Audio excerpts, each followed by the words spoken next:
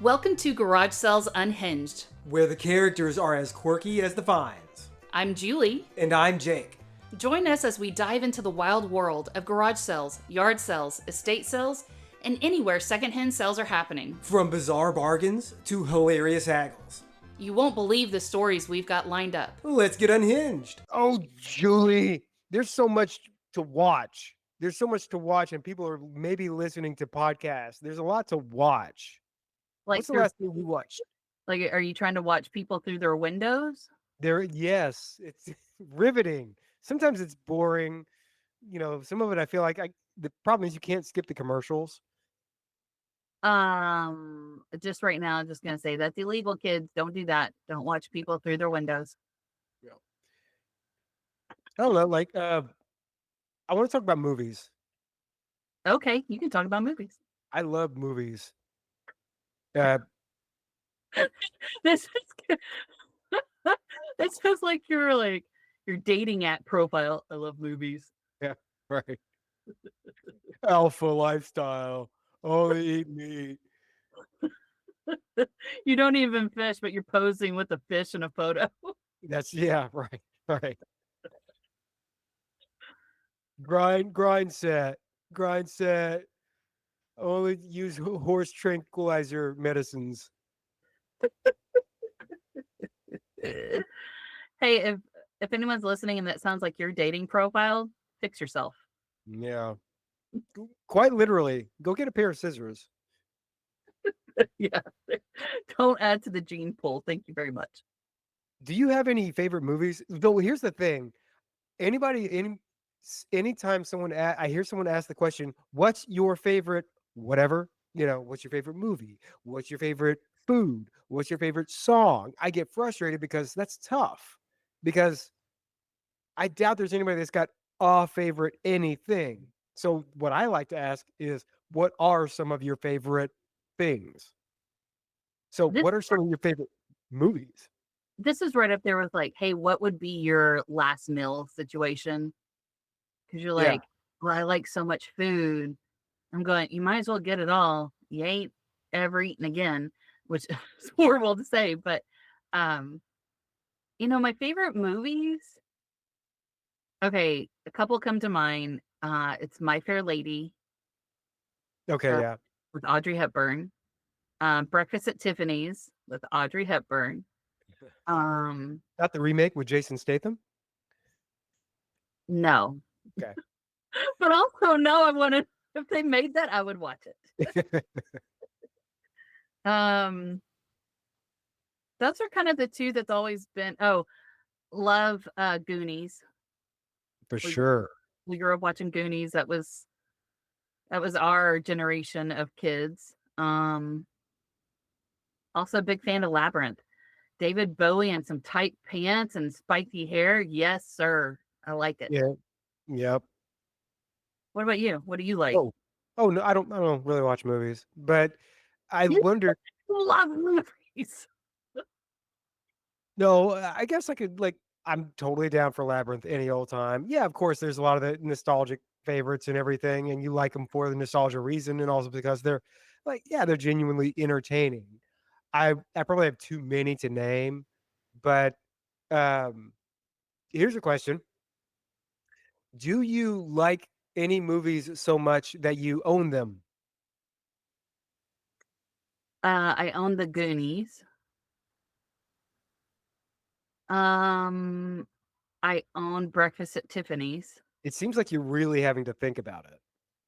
Well, because I don't. Okay, we have DVDs somewhere in the house. Right.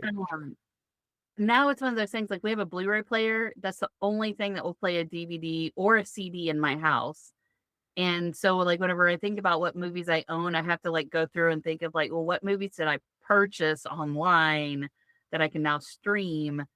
But I think a lot of it is you ask hey, which ones do you own? Those are the two Goonies and Breakfast at Tiffany's. I know I own the DVD of, but I don't think I own any other movies, so to speak. Wow, you only own 2 movies. Yeah, but I don't use the DVDs. That's the thing. So you bought them before streaming was as prevalent, right? Yeah. But I you've bought kept them. I I think I bought them back in college. So, yeah, it's Why'd you been a keep them? huh? Why do you think you kept them? Nostalgia, like good memories. I Mhm. also watched so I watched Breakfast at Tiffany's in French when I was taking my French class in college. And so like I was learning conversational French by watching Breakfast at Tiffany's every single night for like Yeah. 6. Yeah. I did something like that. I think my, in high school, I took French, and the teacher, at some point had us watch Home Alone in French, and, which did we learn anything? Absolutely not. It's a horrible way to try to teach anything because it's going way too quick, and you're like, "Laissez moi le pizza, the pizza." Um, but there's a scene in Home Alone because remember the family is going to France, Yeah.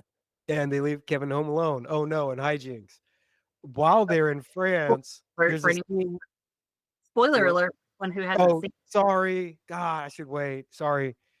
Um, while they're in France, there's a scene where the family is watching, like they have the TV on, and It's a Wonderful Life is on, Yeah. and it's in French because they're in Paris. So this whole movie where all of these people have been speaking French, and then like the gag in the film is they go over there and all the kids are just confused. They're watching Cary Grant going on and on in French, and they just look at each other like, "What is he even saying?" But you've been watching this movie where everyone's been speaking in French, and then they go over to France and they hear French and they go, "Huh?"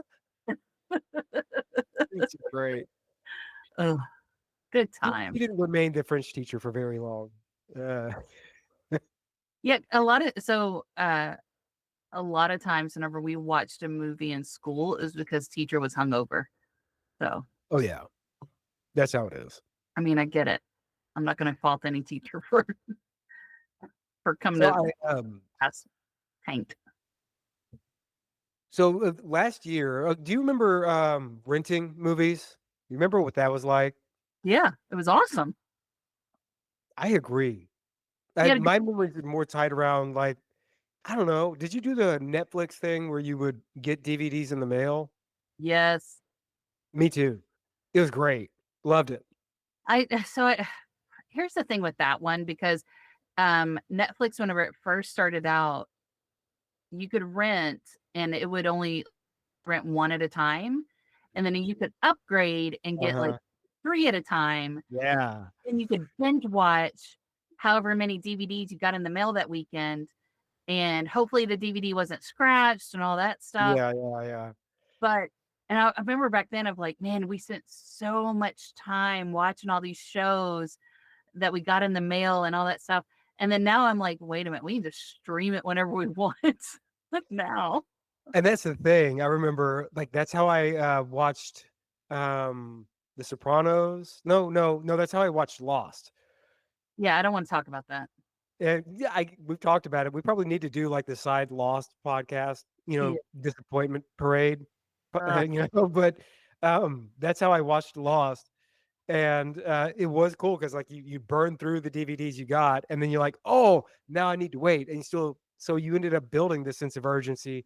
You stream it all the time now, and you're like, you know, yeah, you're like, oh wow, I just spent 14 hours watching something, and I'm that much more dead. well, like I remember when we were talking about renting movies of back in the day going to Blockbuster, and it was such an adventure to go to see like what the new releases were. And this was back whenever they would do VHS tapes. And so like you get this thing, you're gonna take it home. Hey, maybe we picked up pizza. Like it is a Oh, it was Friday. on, man. Oh, Yes, the weekend is lit. And then you get home and you go put the VHS and the VCR player, all these things. I'm like, it's still called VCR player, right? VHS. right, I don't know. right, And you go to press play, and the person before you didn't rewind it, right. and Are you kidding me? And now you have to wait 2 minutes I for know, it to you're like, "Wait, Darth Vader was Luke's father? What?" w that's No, where yeah, like, and you would actually face a little penalty if you didn't rewind. It was yeah, really interesting that those companies had a punitive relationship with the customer. I mean, "Be kind, rewind" is a really good words to live by. Honestly, I think you could, like, s sell some bumper stickers and T-shirts with just that on it now. Um, I could because I think it kinda speaks to a sentiment that goes beyond movies, honestly, but, the punitive relationship wasn't just about, you know, no rewind fees, which was ridiculous because it didn't it didn't cost them anything to stick the tape that you returned that wasn't rewound. They put it in a machine that would high speed rewind it, like, insanely fast, and Yeah, they pop it back in the box, and it's there for the next customer. No big deal, but it was punitive, and, like, it was just a kind of a way to squeeze the customer a little bit, but it was so were late fees, right? yeah, The panic that would ensue, and this is what's interesting is, like, right now, there's a little bit of sense of urgency about catching the show, about not getting spoilers. The sense of urgency and anxiety back then was, "We've got to return this thing before they close, or this yeah, will cost another $7." yeah. It wasn't that much, was it? I don't know. I not my problem, mom and dad. You know? So, kinda along the same lines, my local library system, which shout out to library systems, I love 'em, um, they have, whenever you go get your library card, the way that they handle late like, if you return something late, you don't get charged a fee anymore. But once you have checked out so much, or if you're, like, over by so many days, you can't check out anything else. Until you bring it back or just forever? No, until you bring it back. Oh, okay. Well, that makes sense. They've gotten rid of the late fees thing because I think it was a detriment to, families, definitely, and individuals. But now it was one of those things I was looking at going, "Oh, that's pretty smart." Like, you can't get something else until you bring back this thing that you've been keeping for a very long time Mm. Well, because so all rent DVDs from the library. right. Yeah. But that would be really embarrassing if, like, the reason you can't use the library anymore is like, "Oh, I still have a copy of Ernest Goes to Jail." That's right. Are you planning a garage sale, yard sale, or estate sale and need some help? Look no further than Garage Sale Supply. They provide top notch resources and expert advice to help you host the perfect sale. From pricing tips to promotional strategies, they've got you covered. Visit GarageSaleSupply.com and make your next sale a success.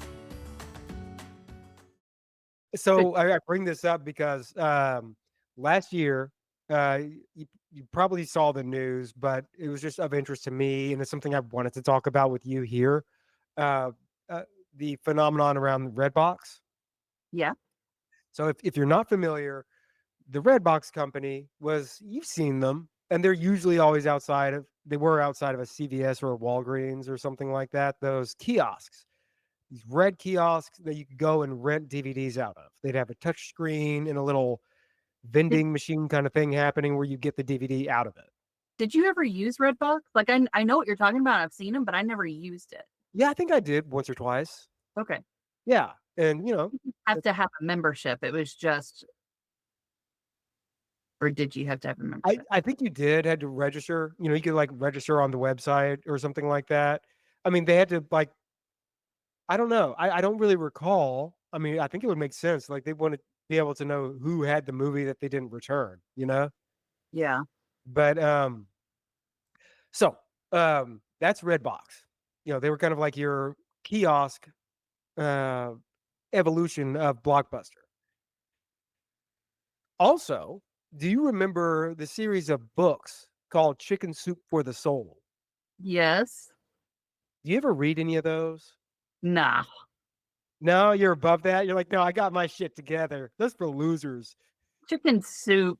What? No, I'm Chicken not. Soup is for closers. They had a series of books. If you're not familiar with that, that's even older.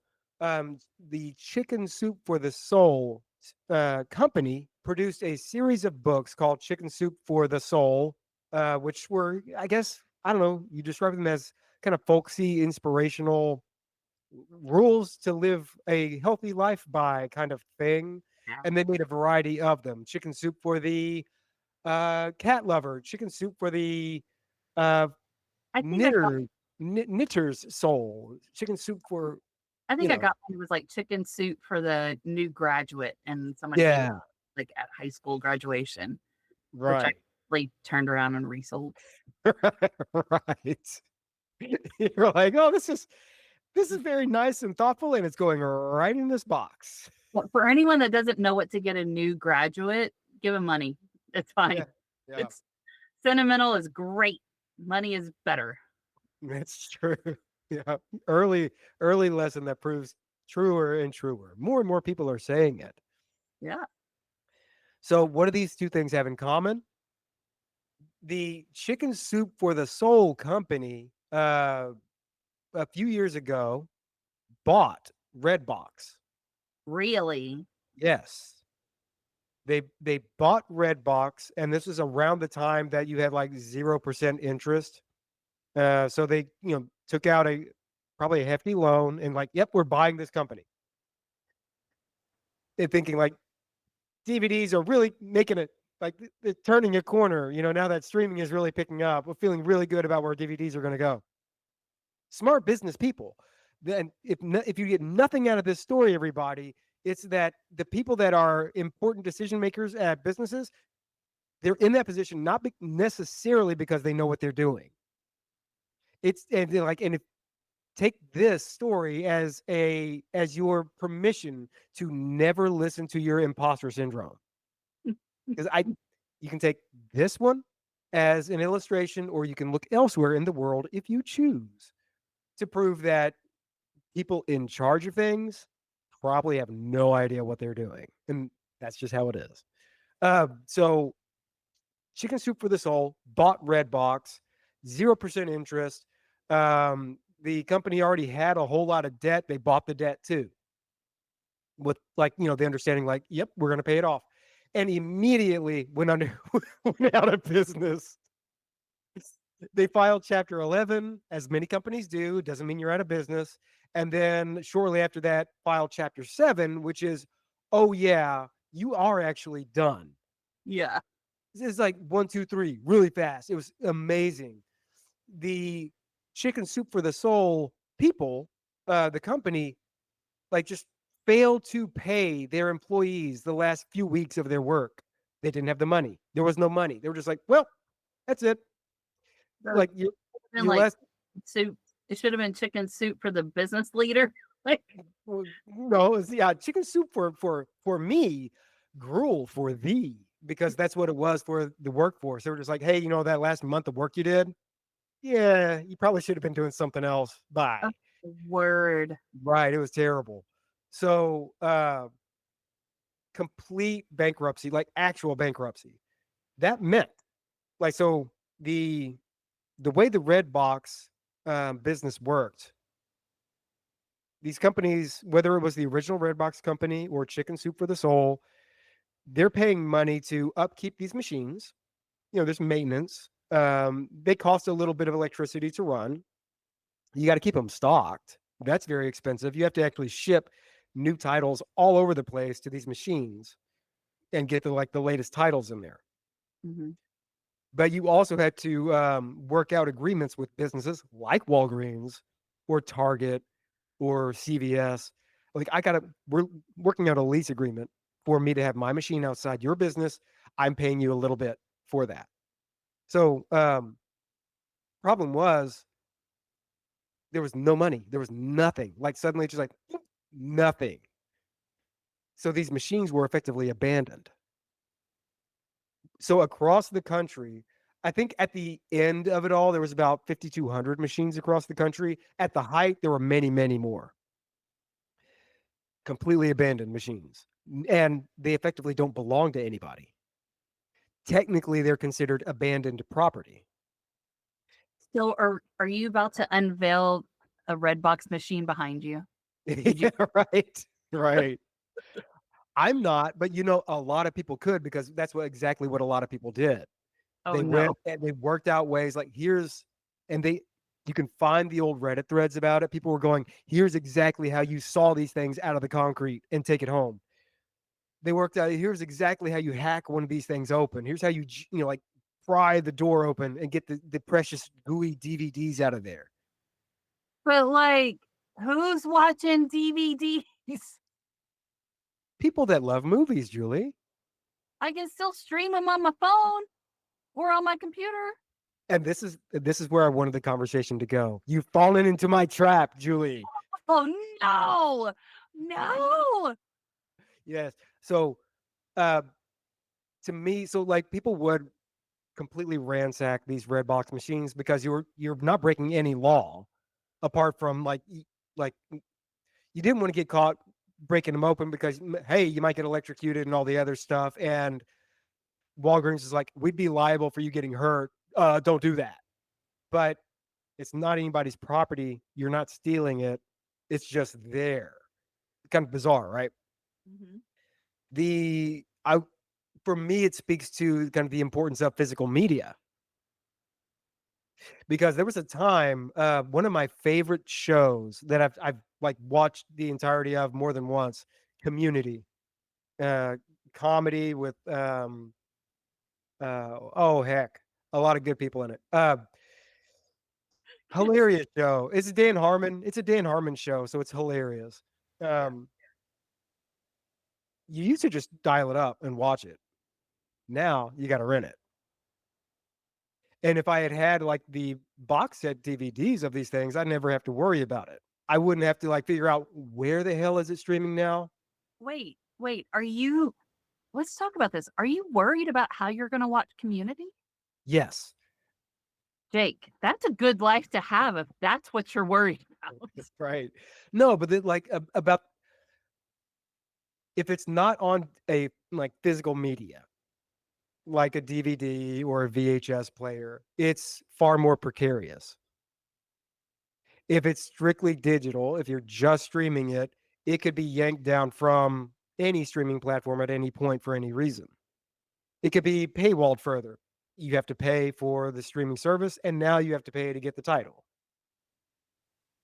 I mean, if you bought it off of, like, say, Prime, you own it as a streaming option. Have you read the fine print? No, who reads the fine print? And they don't want no, and everybody know, but legally they have to say, but there's some asterisks here. Like you own this until and if these things. And like legally they have to tell you that, and they did, but they did it in the least accessible way possible. It would also be like one of those things, hey, I bought the DVD set and then my house burned down. I still own the DVD, but you can't watch it anymore because it's burned. Maybe that's a similarity, I guess. But you're out the money. But no, it's that is so. Some other recent news. There was a movie called Coyote versus Acme, as an example. If you're familiar with the old like Warner Brothers cartoons, it was supposed to be that. It was like this big sweeping, kind of Who Framed Roger Rabbit type of mashup of live action and cartoon, I believe. But completed movie. Had a lot of big name performers attached to it, completed script, completed production, and the studio that was producing it at the last minute said it makes more money sense for us to just say to write this thing off and it never see the light of day, and we treat the whole thing as a tax credit as opposed to releasing it. Yeah. If we release it, that activates all sorts of residuals and other things that we have to, we're obligated to pay. So it's never going to see the light of day. Now, that's not the same thing as saying whether you've got a piece of physical media or not, but it is speaking to kind of like how media has changed to the point that if you don't like have a copy of the thing in your hands, there's no guarantee that you'll ever have access to it again. There's really not. At some point, somebody's going to get tired of paying residuals to the cast of Friends. And if you want to watch it, you'll have to rent it. And they're like, who cares? I get that. But like that dynamic scaled out across a catalog of stuff, and it is a different form of relationship, between the business and the consumer, kind of like what we were talking about with Blockbuster, kind of being punitive with rewind fees and late fees. Here, it's like kind of like pulling back the potential, like your ability to own the things you enjoy. You can own potential access to them, Yeah. but like what you pay for that access over time gets you less and less. So like when those folks are like rating the Redbox machines, I don't know that they did so with like as a prescient move as to where accessibility is going right now. I think they were more like, oh hell yeah, free stuff. Which Yeah. man, hell yeah, like Mad Max this thing for sure. But fact is they got their mitts on it and it's theirs. So that's where you go to these garage sales and almost without fail, there's stacks of DVDs, maybe VHS tapes. Oof. Maybe don't just gloss over them like you tend to do. I know I do that all the time. Like, oh yeah. But if there are some things in there, you're like, I actually enjoy this, and I'd watch this more than once. Stop, check, make sure it's in good shape, and consider paying just like pennies on the dollar for the thing because you've got it, and you'll never have to buy it again. Whereas if you wanted to watch Goonies a few times, you might not have to pay for it now. You probably will at some point. Well, but here's the thing, like, I get what you're saying, but then let's say someone buys a VHS tape and then that tape is all screwed up and you can't watch. I don't have a VHS player anymore. Right. Um, I forgot that we even had a Blu-ray until I was dusting yesterday, and I dusted the Blu-ray. I was like, oh yeah, I forgot we had this. And I don't even know where our DVDs are. Like I know we, right. but I ended up selling quite a few of them to Half Price Books whenever we moved, and I don't know where they're at anymore. I find it really interesting is like, I don't know, do you feel like whether you've got an actual copy of a piece of art or just access to viewing it, does that change your relationship to the art in This some is way? really deep, Jake. I know. Well, okay, so I buy artwork and I love looking at it and studying it, and it's one of those things that I think with the medium of TV shows and movies, someone is spoon feeding me the art of how I should, like how the actors are portrayed, how certain things are said. Whenever it is artwork, I get to decipher the story behind it. Yeah, So, you have a little more agency in how you consume the art. You're able right. to pause it. You're able to do things with it that maybe you aren't as able to in streaming. And also like, hey, like the intent of the art changes a little bit when you're just streaming it because now there's likely commercial breaks or it's been altered in some way to accommodate that platform, and like how they broadcast their stuff. So in a way, you don't have like you actually can't watch the Goonies unless you're watching it in its original intent with the original screen size, the original color treatment. Like if you've got it on physical media, you're actually watching it from an actual art nerd, film nerd perspective. If you're only watching it on streaming, you're watching a version of it. You know what I'm saying? But I mean, but also like how many people in our society are the art nerd for movies? It can't be like for me, I don't care. Like I just want to watch. I'm here to listen to the story. I'm not there to appreciate the camera angle Is or there a difference? But is there a difference? I mean, like like the art is comprised of all of these things working in concert. And you change the color palette, you've changed the art. yeah, but I'm not changing the color palette. Like I'm still watching it, and part of it is too is I can have Goonies on the background, and I know the whole story without Mhm. watching it, without knowing who's doing what, and in my head, I know exactly which actor is doing something at that time. Um, Totally. Now whenever that movie gets introduced to someone who has never seen it before, then they probably have a different appreciation for it. For example, I introduced Labyrinth to my husband. So When? Wow. He's never seen it? he never saw it. So my husband's 10 years older than me. So we have different pop culture references in our household. So his pop culture references don't resonate with me, and mine are so good, but they don't resonate with him. And we watched Labyrinth one night, and I turned to him and I said, "So, what'd you think?" And he looked at me and he goes, "That explains a lot." Yeah, yeah. So to your point of if someone is going to experience it for the first time, like is streaming it better or worse than the original medium, but also David Bowie in tight pants, you can't go wrong. I don't know whether better or worse. I just, like, wanna acknowledge that it's different. Yeah. And, like, you're essentially paying for the movie twice because you gotta buy the streaming, now you gotta buy the movie and all the other junk, but, uh, did you know that they actually, like, were considering Michael Jackson for that role before, like, going with David Bowie? No. Yeah. I don't know. David Bowie just he is the Goblin King. Oh, for Like, sure, yeah. It would've been a totally different movie, and in retrospect, like, one you can't ever, like, no one can ever watch, you know, if it were Michael Jackson, but well, like David Bowie just gives off a different presence than what I would picture. Like I'm like in my mind, I'm picturing Michael Jackson and the Wiz, and I'm like, well, that's not really Goblin King. yeah. I was looking, I was thinking about this topic, and I went, "Yeah, so," and, you think about your relationship to, a pretty important part of modern culture, how your relationship has changed to meet movies over time.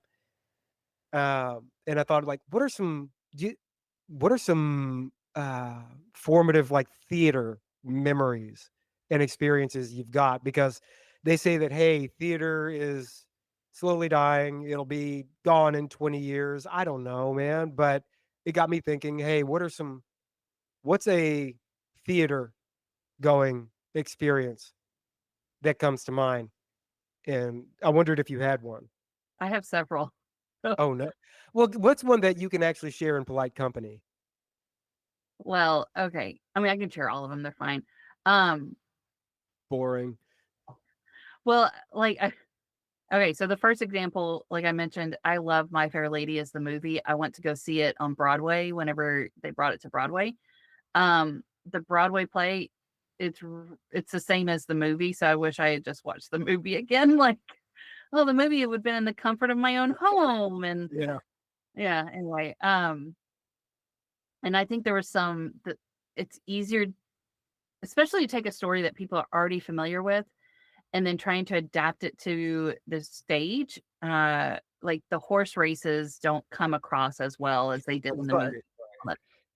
Um, the other example that I had was watching the Book of Mormon at the theater. And so Book of Mormon was created by the creators of South Park. It is